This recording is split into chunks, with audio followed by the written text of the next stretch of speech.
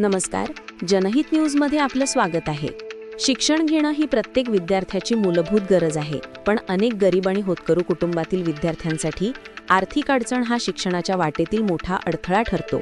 मात्र किल्ले धारूर येथील राजमाता जिजाऊ महाविद्यालयाने या विद्यार्थ्यांसाठी स्वाभिमानाचा आणि मदतीचा एक नवा अध्याय सुरू केला आहे. आज 30 सप्टेंबर रोजी राजमाता जिजाऊ महाविद्यालयामध्ये कै वसंतरावजी काळे स्वाभिमान कमवावं शिका योजनेतील विद्यार्थ्यांनी श्रमदान केले.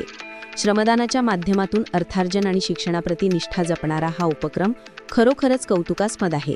कमवावं शिका या योजनेतून निवडक विद्यार्थ्यांना महाविद्यालयातर्फे वार्षिक मानधन दिले जाते. यामुळे गरीब आणि होतकरू कुटुंबातील विद्यार्थ्यांना त्यांच्या शिक्षणासाठी मोठा आर्थिक आधार मिळतो. केवळ पुस्तकी ज्ञान नाही, तर श्रमाचे महत्त्वही या विद्यार्थ्यांना शिकायला मिळते. यावेळी इंग्रजी विभाग प्रमुख डॉक्टर बालाजी नवले यांनी विद्यार्थ्यांना या योजनेचे ध्येय, धोरण आणि उद्देश सविस्तरपणे समजावून सांगितले.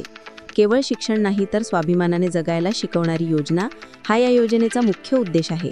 या स्तुत्य उपक्रमाबद्दल प्राचार्य डॉक्टर गोपाळ काकडे यांनी योजनेत प्रवेशित विद्यार्थ्यांचे अभिनंदन करून त्यांचे विशेष कौतुक केले. या योजनेचे समन्वयक म्हणून प्रा. नागोराव वाघमारे हे अतिशय प्रभावीपणे कार्य करत आहेत. यावेळी उपप्राचार्य प्रा. महादेव जोगडे, उपप्राचार्य मेजर डॉक्टर मिलिंद गायकवाड, पर्यवेक्षक प्रा. सच्चिदानंद ढेपे आणि कार्यालय अधीक्षक श्री सुभाष वायाळ यांनीही सहभागी विद्यार्थ्यांचे कौतुक केले. राजमाता जिजाऊ महाविद्यालयाचा हा उपक्रम राज्यातील इतर शिक्षण संस्थांसाठी एक आदर्श आहे.